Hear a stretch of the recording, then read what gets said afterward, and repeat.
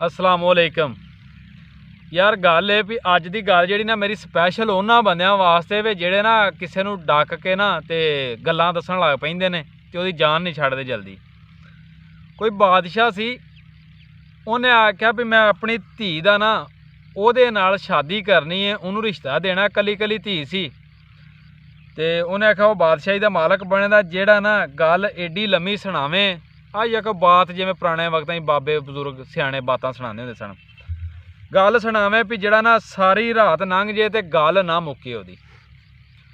बड़े बड़े जवान आए पढ़े लिखे, कई बड़े बड़े सियाणे बंदे भी आए। वो एक दो घंटे की गल सुनानी, किसी ने कोई बड़ी लम्मी तो 3 घंटे की सुनानी, गल मुक जानी तो उन्हें चले जाना। ना बादशाह ने पसंद करना भी सारी रात की गल सुनानी है। एक मलंग आ गया लाला, उन्हें आख्या मैं बादशाह ना निबड़ना, उन्होंने बंदियां बड़िया डकया भी तू सीधा साधा बंदा में मेरे वर्गा सी को पाठी पेंडू ला लो।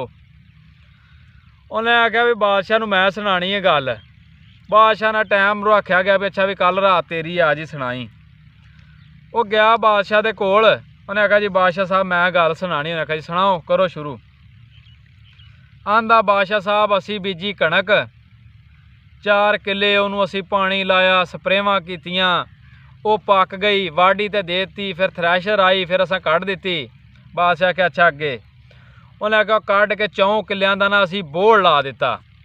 बादशाह आख्या अच्छा। उन्हें आख्या सामने एक चिड़ी का ना घौंसला सी आलना, उन्हें उतों उड्डना आना तो एक दाना चुकना तो वापस चले जाना अपने घौंसले च, या किते सुट आना फिर एक दाना चुकना तो टुर जाना।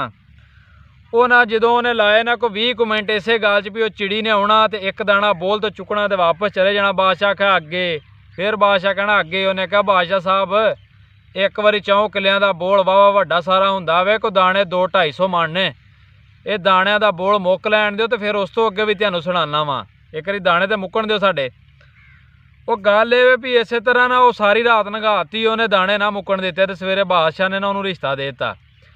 इस तरह ना कई बंदे, कई बारी बंदा इन्नी मजबूरी च किते काम जा रहा हुंदा वे, या कोई घर दियां 100 चीज़ां लियाउण वालियां, या बच्चे स्कूल तो चुकण दा टाइम हो रहा हुंदा या छड्डण जाण दा, ते कई बंदे ना इत्थे पिंडां दे विच वो नुक्कर ते वड़ के इंज खलो जांदे ने ना आप किसी पासे जाते हैं तो ना अगले बंदे नूं जाण देंदे ने भी ओहदा भावें पानी का टाइम लंघ जे। साडा जट्टां दा सब तो ज़्यादा जरूरी हुंदा पानी का टाइम, उवें लंघदा ते लंघ जे, उन्होंने जान नहीं देंदे। मैं उन्होंने आना वा यार गल है भी अगले की मजबूरी समझा करो, तो गल को थोड़ी जी निक्की करके सुनाया करो ताकि अगला बंदा भी अपना काम कर ले जाके यार।